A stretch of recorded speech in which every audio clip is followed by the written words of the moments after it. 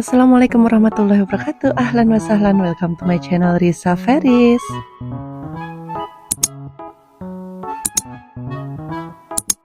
Halo, gimana nih kabarnya teman-teman? Semoga kita semua dalam keadaan sehat walafiat ya. Mohon maaf, ini suara aku lagi bindeng ya teman-teman, karena lagi batuk, ditambah kemarin juga bersin-bersin, makanya jadi serak kayak gini. Dan semoga buat teman-teman yang sedang sakit, apapun itu penyakitnya, semoga Allah segera beri kesembuhan, diangkat penyakitnya sama Allah, dan semoga penyakitnya itu bisa menjadi penggugur dosa. Amin, amin ya rabbal alamin. Di video kali ini aku mau membahas tentang budgeting di bulan Juli. Nah, menurut aku di bulan Juli itu bulan yang paling banyak pengeluaran dibanding dengan bulan-bulan yang lain. Contohnya di bulan Juli ini anak aku yang pertama itu daftar ulang. Terus adiknya juga masuk sekolah daftar PAUD ya. Terus ada mutasi mobil juga, plus pajak, jadi lumayan banyak juga, ditambah lagi mau relokasi wifi. Nah, kira-kira bagaimana cara aku mengaturnya dan apakah sudah cukup atau belum aku ngumpulin uang untuk pengeluaran sebanyak itu? Tonton sampai selesai ya. Oh ya, by the way, aku mau ngucapin makasih banget buat teman-teman yang udah setia nonton video aku yang masih banyak kurang dan salahnya. Buat teman-teman yang juga udah suka ngasih masukan, ngasih kritik, ngasih support, aku ucapin banyak terima kasih. Dan buat teman-teman yang baru bergabung, salam kenal ya. Mohon support aku terus. Sebelum aku lanjut ke video budgeting di bulan Juli, aku mau menjawab komentar dari teman-teman tentang video sebelumnya di bulan Juni ya. Hampir semuanya itu pada komentar tentang backsound di video itu, jadi pada sangat terganggu karena volumenya terlalu kenceng ya. Jadi ceritanya aku tuh lupa setting volumenya teman-teman, jadi belum aku kecilin volumenya, sudah aku langsung upload aja gitu, maaf ya. Oke, nah seperti biasanya sebelum aku lanjut ke budgeting bulan Juli, aku selalu evaluasi budgeting dulu di bulan Juni. Nah, untuk bulan Juni ini seperti biasa, untuk kewajibannya semua sudah nggak ada tersisa sama sekali. Untuk givingnya juga sama, untuk kebutuhan tambahan itu nanti aja ya teman-teman, kita ke living dulu. Untuk living itu yang masih ada sisanya yaitu beras minyak telur 100.000, untuk buah juga 100.000, untuk galon dan gas masih ada sisa 300.000, dan untuk bensin juga masih ada sisa 300.000. Untuk gaji ART-nya juga masih ada sisa 1.550.000. Hanya itu, lainnya sudah habis. Nah, sedangkan untuk yang di saving itu servisnya masih ada sisa 1.500.000.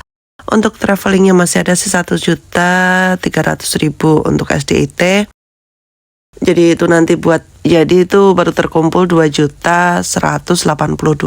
Padahal yang dibutuhkan itu 3.600.000. Terus untuk dana darurat jangka pendek itu masih ada sisa 400.000, untuk PH-nya masih ada sisa 810.000, untuk home dekornya ada 300.000, untuk furniture-nya masih ada sisa 200.000, untuk lebarannya masih ada sisa 300.000, untuk Haira itu masih ada sisa 460.000, untuk Alea 972.000, untuk pajaknya masih ada sisa 2.182.000.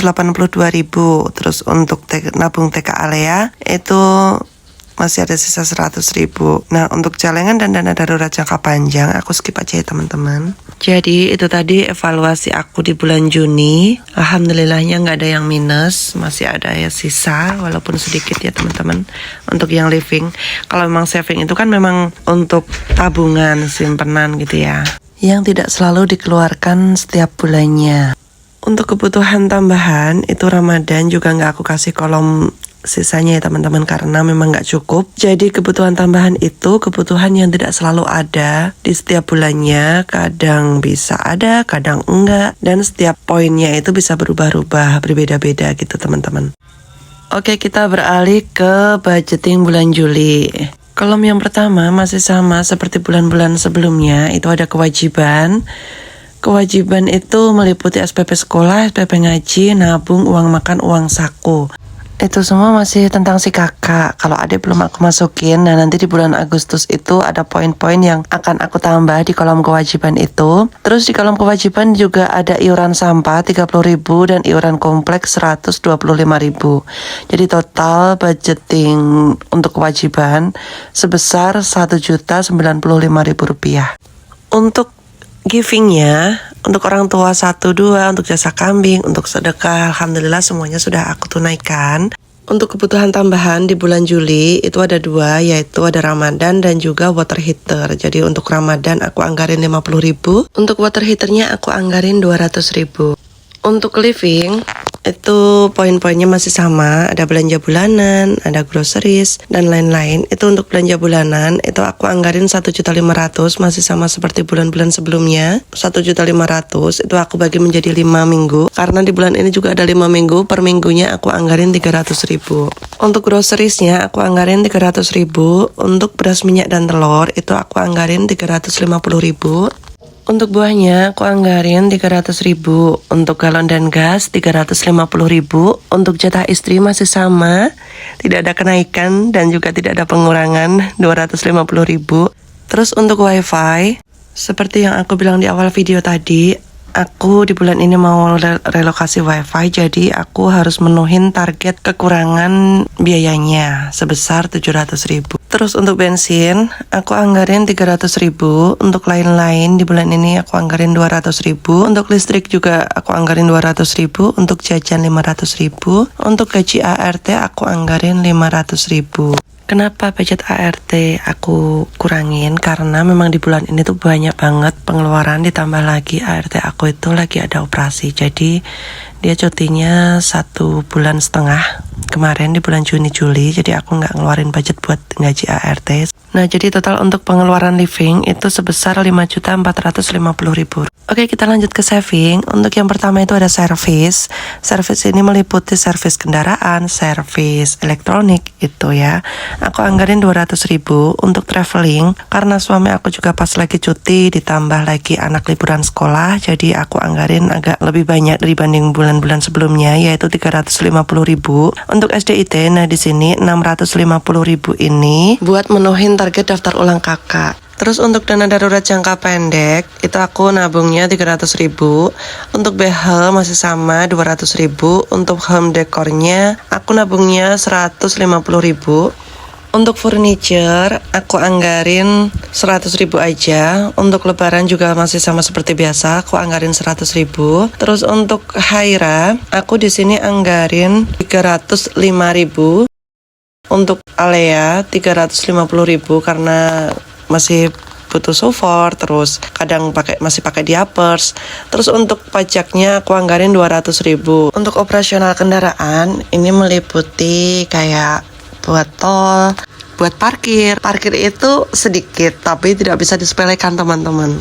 Walaupun sedikit tapi tetap harus dibikin alokasi tersendiri. Jadi nggak ngambil dari jatah lain. Terus nabung TK Alea itu aku anggarin 350.000. Itu buat tambah-tambah daftar playgroup Alea. Alhamdulillah di bulan ini aku nggak ngisi di Denov plafon karena insya Allah sudah cukup. Untuk saving Ramadan itu aku alokasikan 50.000 aja untuk di bulan ini. Nah, ini aku lagi hitung pajaknya sudah terkumpul berapa, dan ternyata terkumpul 2.777.000. Insya Allah udah cukup. Nah, ini aku mau hitung untuk yang relokasi wifi sudah terkumpul 3 juta, melebihi target ya, alhamdulillah.